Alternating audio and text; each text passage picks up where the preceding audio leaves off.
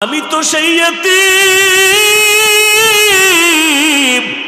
আমি সেই অসহায় ইউসুফ।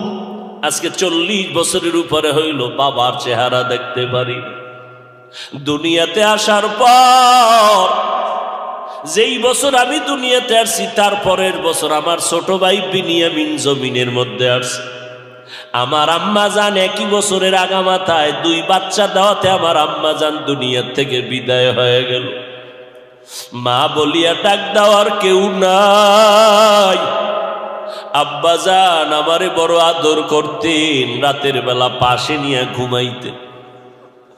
মাঝে মাঝে খালা আমারে আদর করছেন, কিন্তু আমার 10 ভাইয়ের ভিতরে হিংসার জন্ম হলো, সহ্য করতে পারল না। আমার ভাইয়ার আমার বাবাকে উল্টা পাল্টা বুঝাইয়া খেলার বাহানা কইরা আমারে নিয়ে গেল। আমার বাবায় দরজা দিয়া তাকাইয়া আছে, আমার ইউসুফেরে তোরা কই নিয়ে যাও।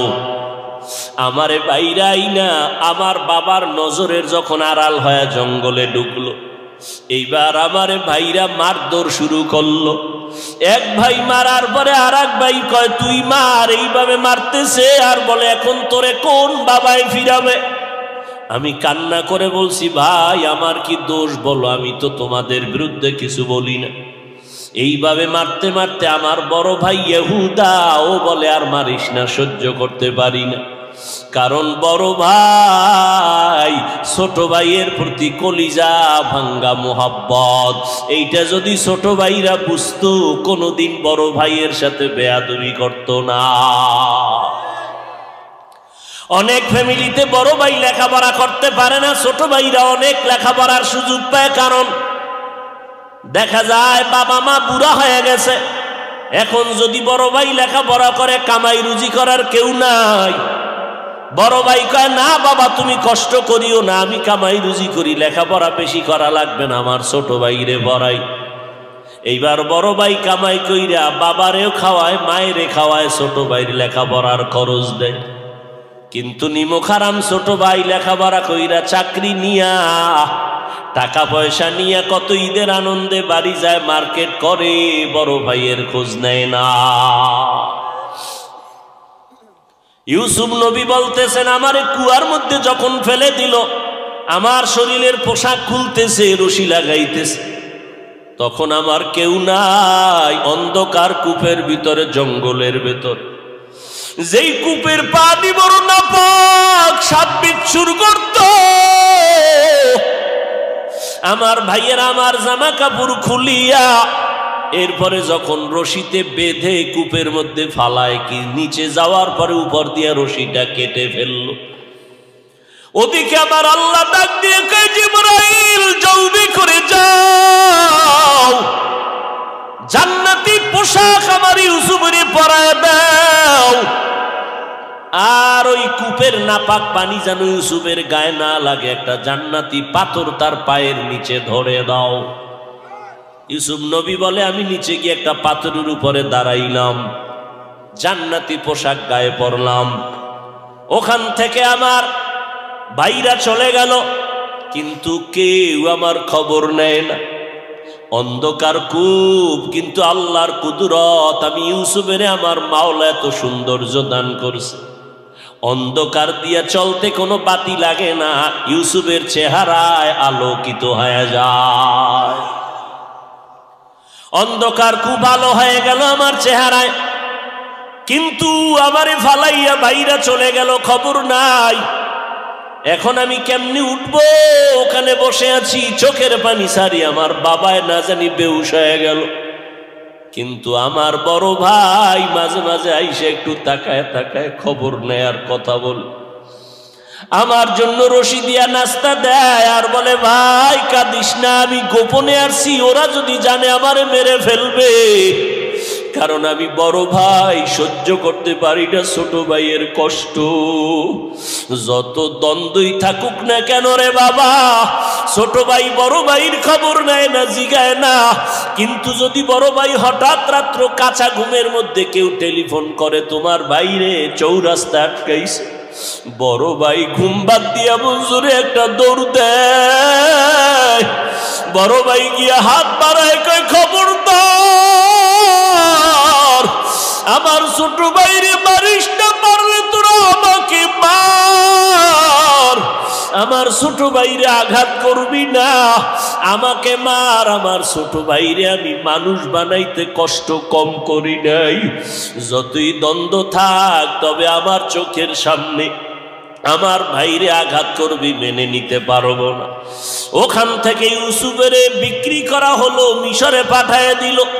ইউসুফ নবী চোখের পানি ছেড়ে কাঁদেন। ওই বাবারে বাবা বলিয়া ডাকতে তো আর পারলাম না। আমারে মিশরের বাজারে বিক্রি করার পর গোলাম বানায় দেওয়া হলো। এক পর্যায়ে জুলাইখার অভিযোগে আমারে জেলখানায় নেওয়া হলো। ওই জেলখানার থেকে আমার কেউ নাই, আমার বিরুদ্ধে অপবাদ দেওয়া হলো। জুলাইখা আমার বিরুদ্ধে তার স্বামী আজিজে মিসরের কাছে অভিযোগ দিয়েছে। ও এলাকার মুসলমান, ইউসুফ নবী চোখের পানি ছেড়ে কয়, এই যুবক ওই সময় জুলাইখার স্বামী আমাকে বলছিল, ইউসুফ তুমি সত্যবাদী, তার সাক্ষী কি? ওই সময় একটা মহিলা কোলের মধ্যে বাচ্চা নিয়ে যাইতেছিল। আমার মাওলা আমার কলবের মধ্যে এলকা করে দিয়েছিলেন। আমি সাথে সাথে বাচ্চাটাকে ইশারা করলাম। আমি ইউসুফ সত্যবাদী না মিথ্যাবাদী, বাচ্চা তার নির্ণয় করবে। ওই বাচ্চা মায়ের কোলে থাকার পর বাচ্চা নির্ণয় করে দিল, একটা স্কেল দিয়ে দিল। বাচ্চা ডাইরেক্ট বলে না ইউসুফ ভালো, মহিলা জুলাইখা খারাপ। এইটা ডাইরেক্ট বললে বাচ্চা সন্দেহ করতে পারে। ওই বাচ্চাটা একটা স্কেল দিয়ে দিল, ইউসুফ নবীর গায়ের জামা, এই স্কেলটা দিয়া মাপ দাও। পেছনে যদি জামাটা ছেঁড়া থাকে তো মনে করবা জুলাইখা দোষী। ইউসুফের জামা সামনে দিয়া যদি ছেঁড়া থাকে তো ইউসুফ দোষী। স্কেলটা দেওয়ার মাত্র ওই বাদশা তাকায় দেখে পেছন দিক দিয়া জামা অংশ ছেঁড়া। জুলাইখার এই অপমানজনক মিথ্যা অপবাদ জুলাইখার স্বামী ফেললো। এইবার ইউসুফ নবী বলেন, ও দুনিয়ার মানুষেরা, এই যুবকটারে আমি এত পরিমাণ দিলাম, কারণটা কি? এই তো সেই যুবক, যেই যুবক ওই মায়ের কোলে আমার পক্ষে সত্য সাক্ষী দিছিল। ওই দিন আমার প্রতি পবিত্রতার বর্ণনা করেছে। ওই দিনের সেই বাচ্চা আজকের এই যুবক। ইউসুফ নবী জানায় দিলেন, ও দুনিয়ার মানুষ দেখো, ওই বাচ্চাটার সেই সময়ের মোহব্বত আমার সাথে থাকার কারণে আজকে সে পার পেয়ে গেল। কোনো মাপ নাই, খানার কোনো মাপজব নাই। আল্লাহ কয়, বান্দা নজর কর, কসাসুল আউয়ালিন মাওয়াইজুল আখিরিন, অতীতের ইতিহাস পরবর্তীদের জন্য উপদেশ। ইউসুফ নবীর সাথে সেই সময়ের মোহব্বতের কারণে এখন তার প্রয়োজন মিটে গেল মাপ ছাড়া। ও দুনিয়ার মানুষ, দুনিয়াতে থাকিয়া মাকে দাও, বাবাকে দাও, মায়া মোহাব্বত স্ত্রী পরিবারের দাও, কিন্তু আসল মোহাব্বতটা আমি মাওলার মধ্যে যদি সীমাবদ্ধ রাখতে পারো, ইউসুফের মোহাব্বতে যদি সময় মতো মাপ ছাড়া খানা পায়, আমি মাওলার অন্তরে তো মায়া 99 গুণ বেশি। ও বান্দা, তুমি দুনিয়াতে থাকিয়া যদি আমার মোহাব্বত নিয়ে কবরের মৌতের বিছানায় শুয়ে যাইতে পারো, আমি আল্লাহ তোমার কবর জান্নাত বানায় দিব। হাসরের ময়দানে আমি আল্লাহ তোমাকে বিনা হিসাবে জান্নাতে পাঠায় দিব। এরে নবীর উম্মতের দল, অহংকারী অন্তর থেকে ছেড়ে দাও। হযরত আলী বলেন, এলেম পাইয়া খুশি, টাকা পেয়ে খুশি না। তার কারণ এলেমওয়ালা টাকাওয়ালার টাকা আজ আছে কাল থাকবে না, এলেমওয়ালার এলেম বিদায় হবে না। 2 নাম্বার কারণ, টাকাওয়ালার যত টাকা বাড়ে তত দুশ্মন বাড়ে, এলেমওয়ালার যত এলেম বাড়ে তত বন্ধু বাড়ে। কথা ঠিক নি? টাকাওয়ালার যত টাকা বাড়ে দুশ্মন বাড়ে, এলেমওয়ালার যত এলেম বাড়ে বন্ধু বাড়ে। ঠিক 3 নাম্বার কারণ, টাকাওয়ালার যত বয়স বাড়ে তত সকলের ঘৃণা বেড়ে যায়, আর এলেমওয়ালার যত বয়স বাড়ে সবার মোহাব্বত বাড়ে। টাকাওয়ালা বুড়া হয়ে গেছে, স্ত্রী কয় মরে না কেন, সন্তানেরা কয় মরে যাওয়া ভালো। আর এলেমওয়ালা যত বুড়া হয়ে যায়, বড় বড় আলেমরা লাইনে দাঁড়ায়, হুজুরের একটু জুতা যদি হাতে নিতে পারতাম বরকত হতো। এটা এলেমের বরকত। এই মজলিসটাও তো সে এলেমের মজলিস, এই জন্য এত দাম। খানা নাই, ঘুম নাই, এরপর মানুষ ঠান্ডার ভিতরে দুর্বল বিছানায় বসে আছে, একমাত্র এলেমের মোহাব্বত আর বরকত। আল্লাহ কষ্টকে নাজাতের জরিয়া বানায় দেন, হেদায়েতের জরিয়া বানায় দেন।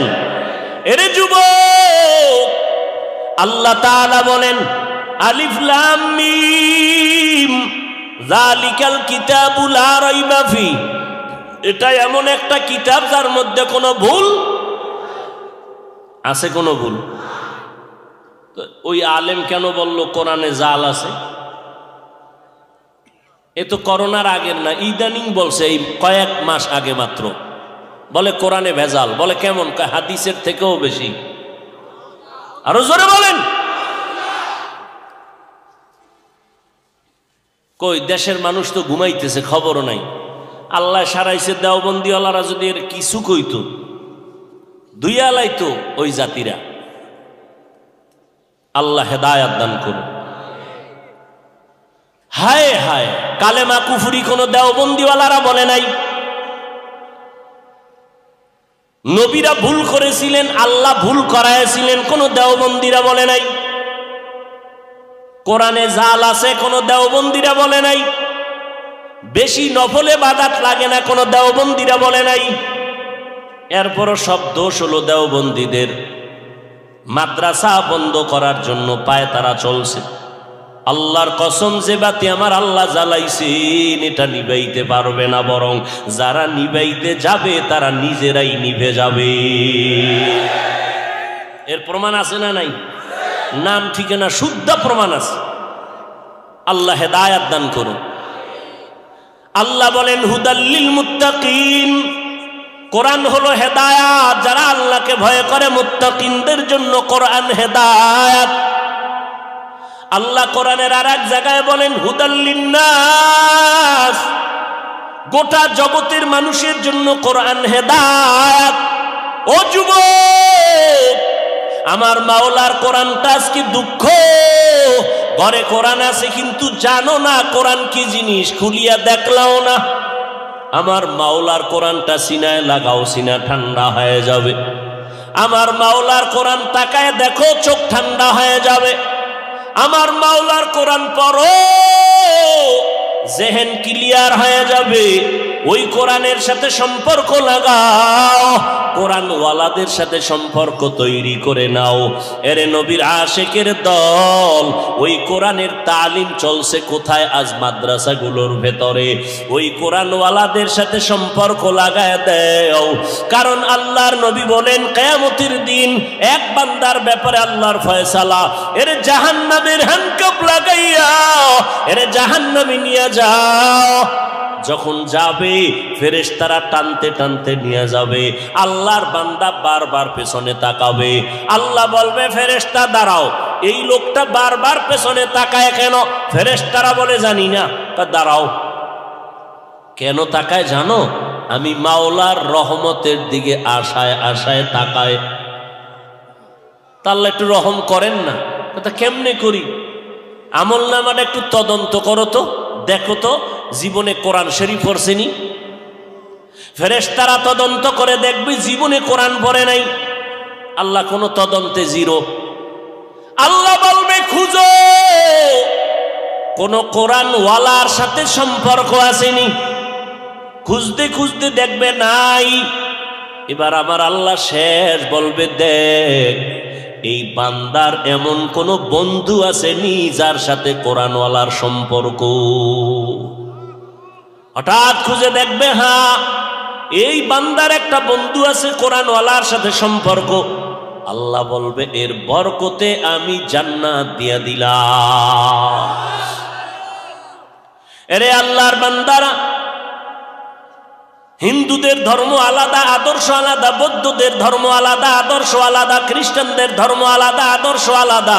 আমাদের ধর্ম কি আলাদা না এক? আমাদের তোমার ধর্ম ইসলাম, তোমার আমার ধর্ম এক, আল্লাহ এক, কাবা এক, কোরআন এক, হাদিস এক।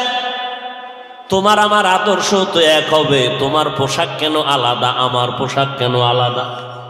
যুবকেরা বলো বাবা, যদি বলো তোমার পোশাকটাই সঠিক, দলিল দাও, আমরাও তোমার মতো পোশাক পরি। আর যদি বলো না হাফিজ ভাই, আপনাদের পোশাকটাই আসল পোশাক, মদিনার পোশাক, তাহলে পা দুটা আগায় দেও, আমি তোমার পায়ে হাত রেখে বলবো এখনো সময় আছে, তওবা করে মদিনার পোশাকটা শরীরে লাগাও। মরার পরে কাফন পুরাটা ভরলে লাভ হইবে কি বোরকা? মরার আগে মদিনার পোশাক লাগাইয়া দাও, আজরাইল আইসা যেন দেখে তোমার শরীরে মদিনার পোশাক। ওরে আল্লাহর বান্দা, হুজুরদের কথা আজকে তুমি যতই অবিশ্বাস করো, আমার মাওলার কোরআনটা কি অবিশ্বাস করবা? ওই কোরআন সত্য। গুনাহগারেরা জাহান্নামে যাবে, নেক আমলওয়ালারা জান্নাতে যাবে। ইন্নাল আবরারা লাফি নাঈম ওয়া ইন্নাল ফুজ্জারা লাফি জাহিম।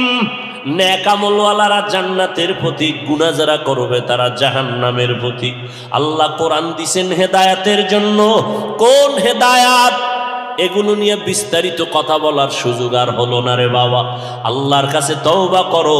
সব বয়ান সারা রাত করি, সব বয়ানের মাকসাদ হলো হেদায়েত। আজকে সারা রাত বয়ান শুনবো, ফজরের নামাজ পড়বা না, কোনো লাভ হবে না। আর অল্প বয়ান হবে, মানুষ বাসায় গিয়া নামাজ পড়বে, বয়ানটা সফলতার দরজায় চলে যাবে। এই জন্য আগের আল্লাহওয়ালারা বয়ান করতে চাইতেন না, দইরা বসায় দিলে 20 মিনিটের বেশি কথা বলতেন না।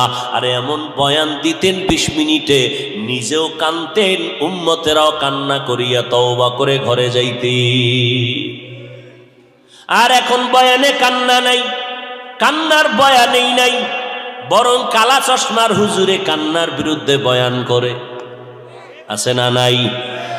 কত বড় দুঃখ যে একজন আলেম হইয়া কান্নার বিরুদ্ধে জাতির সামনে বয়ান করে। এর থেকে কপাল খারাপ আর কিছুই হতে পারে না। অথচ আমার নবী কান্না করলেন, আবু বকর কাঁদলেন, ওমর কাঁদলেন, জান্নাতের টিকিট হাতের মধ্যে পাইছেন। এরপর হযরতে ওমরে ফারুক রাদিয়াল্লাহু তাআলা আনহু জীবনভর কান্না করলেন। ঈদের দিন সবাই ঈদের নামাজ পড়ে আনন্দ করে বাড়ি বাড়ি যায়, ওমর দরজা লাগায় কান্না করে। আবু হুরায়রা রাদিয়াল্লাহু আনহু বলেন, ভাই ওমর খলিফাতুল মুসলিমিন, আপনি ঈদের দিন আনন্দ বাদ দিয়ে কেন কান্না করেন?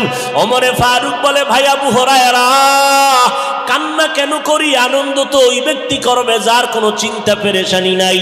আবু হুরায়রা রাদিয়াল্লাহু আনহু বলেন, আপনার কিসের পেরেশানি? কয়, একটা মাস রোজা গেল, কবুল হলো কিনা চিন্তা, তারাবি পড়লাম কবুল হলো কিনা চিন্তা, তেলাওয়াত করলাম কবুল হলো কিনা পেরেশানি, জাহান্নাম থেকে নাজাত পেলাম কিনা চিন্তা।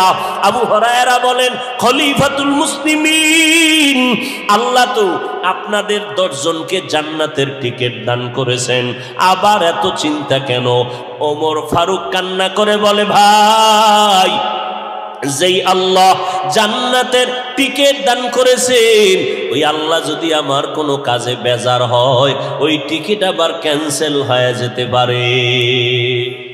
হযরত ওমর কান্না করেন আর বলেন, আমার আল্লাহ যদি ঘোষণা দিয়ে দেয় কিয়ামতের ময়দানে সব মানুষগুলো জাহান্নামে যাবে, একটা মানুষ জান্নাতে যাবে, আমি ওমর আশা করতেছি সেই জান্নাতি মানুষ আমি ওমর হতে পারি। পক্ষান্তরে আমার আল্লাহ যদি রাগ করে ঘোষণা দিয়ে দেয় সব মানুষগুলো জান্নাতে যাবে, আজকে একজন মানুষ জাহান্নামে যাবে, আমি ওমর বড় ভয় পাই সেই জাহান্নামী আসামি আমি হয়ে যাই নাকি। কি পরিমাণ আমার আল্লাহর আযাবের ভয়, জান্নাতের টিকিট পাইয়াও যদি তারা এত কাঁদেন, আপনার আমার কি পরিমাণ কান্না দরকার। যেইভাবে নামাজ পড়া দরকার পারলাম না, যেইভাবে জিকির করা দরকার পারলাম না, যেইভাবে নামাজ পড়লে আল্লাহ খুশি হবে ওইভাবে তো নামাজ হলো না জীবনে, যেইভাবে তেলাওয়াত করলে আমার আল্লাহ খুশি ওইভাবে তেলাওয়াত করতে পারলাম না। আল্লাহ এলেম দান করেছেন, এলেমের হক যেইভাবে আদায় করা দরকার পারলাম না। সন্তানের হক আদায় আমি ব্যর্থ, স্ত্রীর হক আদায় আমি ব্যর্থ, ভাইয়ের হক আদায় ব্যর্থ, আজকে ইবাদতের হক আদায় আমি ব্যর্থ। এই ব্যর্থ অবস্থায় আমি যদি আল্লাহর হাজিরা দিতে আল্লাহর দরবারে রওনা দেই, আল্লাহ বলবে ব্যর্থ জীবন নিয়ে তুমি জাহান্নামে চলে যাও, জান্নাতের ময়দানে তোমার কোনো জায়গা নাই। এই জন্য এমন একজন আল্লাহওয়ালা পাবেন না যে সারা জীবন কান্না করে নাই। এত আমলের পরেও কেন কাঁদছেন? আমার আল্লাহর আযাবের ভয়। আপনার আমার কি পরিমাণ কান্না উচিত, অথচ কপাল খারাপ, নিজেও কাঁদি না, কেউ যদি কান্না করে তাও পছন্দ করি না। এরে নবীর উম্মতের দল, আমার নবীও যদি কাঁদেন কেন কান্না করবারে বাবা? দুনিয়ার ঘরে আগুন লাগলে পানি ছাড়া যেমন ঠান্ডা করা যায় না, গুনার কারণে জাহান্নামের আগুন,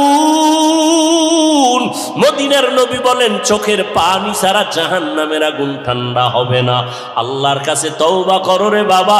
এখনো যারা মাওলার কোরআনটা চোখ দিয়া তাকাইয়া দেখতে পারো না, এর যুবক, এখনো কোরআনটা পড়তে পারো না, এরে বাবা, অনুরোধ করি তওবা করো। এশার নামাজের পরে অথবা ফজরের নামাজের পরে 1 ঘন্টা সময় কোনো আলেম বা মুয়াজ্জিনের পেছনে দিয়া কোরআনটা শিখে নাও। 2-3 মাসে কোরআনটা শিখা সহজ হয়ে যাবে। আল্লাহর কোরআন পড়িয়া দেখো কত মজা লাগে রে বাবা। আল্লাহর কোরআনটা পড়ো, কোরআনওয়ালার সাথে সম্পর্ক লাগাও, এখন থেকেই নামাজটা ধরো। কারণ আজকে তুমি বয়ান শুনো যেই টাইমে, আল্লাহ না করুন হতে পারো আগামীকাল তুমি এই টাইমে হসপিটালের রোগী। আল্লাহ বানাইতে পারেননি। অতএব আল্লাহর কাছে তওবা করে নাও, মনে মনে আমার আল্লাহকে ডাকো আর বলো, আল্লাহ এই ময়দানে আমার মতো গুনাহগার কেউ নাই। আগামীকালকে আমি সুস্থ অবস্থায় থাকবো কিনা তারও গ্যারান্টি নাই, কোন দিন মরণ হবে জানা নাই। এই চোখের সামনে কত লাশ, কত জানাজার নামাজ পড়লাম। ও আল্লাহর বান্দারা, তওবা করো আমার মালিকের কাছে।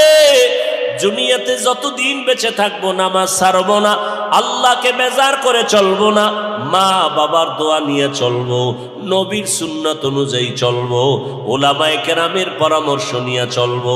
যেই ওলামায়ে কেরামের বয়ানে চোখে পানি আসে, দিল নরম হয়, যাদের কাছে থাকলে আমল ভালো হয়, এমন ওলামায়ে কেরামের কাছে যাও, দোয়া নাও, তাদের পরামর্শ নিয়ে আমল করো। মরিয়া গেলে আর নামাজ ছাড়িও না রে যুবক। তোমার মতো বান্দা চাকরি করে, ব্যবসা করে, লেখাপড়া করে, নামাজ ছাড়ে না। ডাক্তারি পড়ো, ইঞ্জিনিয়ারিং পড়ো, প্রফেসর হও, আলহামদুলিল্লাহ। তবে 5 বেলার নামাজ পড়ো, নবীর তরিকা মেনে চলো, হালালভাবে জীবন উপার্জন করো, রুজি উপার্জন করো, ওলামায়ে কেরামের দোয়া নিয়া, মা বাবার দোয়া নিয়ে চলো। দেশ ও জাতির বিরুদ্ধে ষড়যন্ত্রের কাজে লাগিও না রে বাবা। সবার কপালে তওবা নসিব হবে না। 13টা বছর আমার নবীকে দেখলো, বয়ান শুনলো, এরপরও নসিবে কালেমা জুটলো না। সে আবু জাহালের। এই জমিনে কিছু শক্ত অন্তরওয়ালা থাকবে, কোনো বয়ানে তাদের দিলটা নরম হবে না। ও আল্লাহর বান্দারা, তবে 2-1জনও যদি আল্লাহর গোলাম দিল নরম করে তওবা করে আমার আল্লাহকে ডাক দেয়, হে মালিক গুনাহ করে ফেলছি, আমার গুনার খবর আমার মা বাবা ভাই বোন জানলে কেউ আমারে জায়গা দিত না। ও আল্লাহ, আপনি জানার পরে রাগ করিয়া পানি খানা বন্ধ করেন নাই। আজকে তওবা করে নিলাম, আর গুনাহ করব না, নামাজ ছাড়ব না। তওবার নিয়ত করে আমার আল্লাহকে বলো, আমার আল্লাহ রহমতের দরজা দিয়া তোমার তওবা কবুল করে নিবেন। আল্লাহ কুদরতের নজর দিয়া দেখেন এই ময়দানে কত গুনাহগার। আয় আল্লাহ, আমরা তওবার নিয়ত করেছি, এই নিয়তের মধ্যে বরকত বাড়ায়া দেন। যতদিন বেঁচে থাকবো গুনাহ করব না, আর নামাজ ছাড়বো না, বেপরদায় চলবো না। আল্লাহ আমাদের সবাইকে তওবাওয়ালা জিন্দেগির উপরে চলার তৌফিক দান করেন, আমিন। আলহামদুলিল্লাহি রাব্বিল আলামিন, ওয়াসসালাতু ওয়াসসালামু আলা সাইয়্যিদিল আম্বিয়া ওয়াল মুরসালিন ওয়া আলা আলিহি ওয়া আসহাবিহি আজমাইন। ইয়া আরহামার রাহিমিন, ইয়া আরহামার রাহিমিন, ইয়া আরহামার রাহিমিন। রব্বানা যালামনা আনফুসানা ওয়া ইল্লাম তাগফির লানা